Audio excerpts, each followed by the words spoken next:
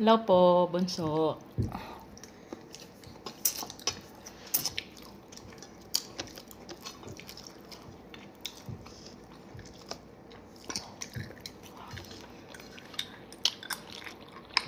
Dalawa lang kami ni bunso kumakain. Sobrang sakit ng ulo ko. Nagsusuka na naman ako. Ang asawa ko nagluto ng pakbit. Sarap, nakakamiss yung gulay.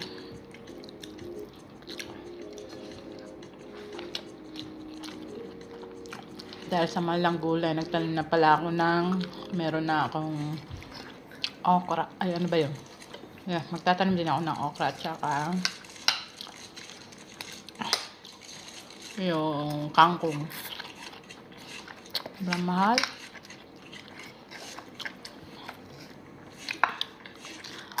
Napakamahal. Lahat ngayon napakamahal. Kailangan natin magtipid-tipid.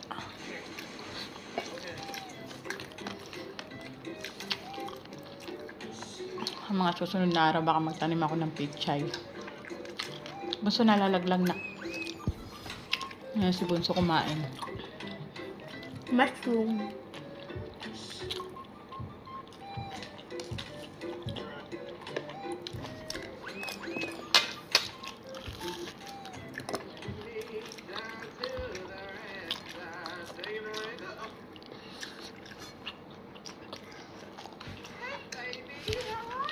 Po.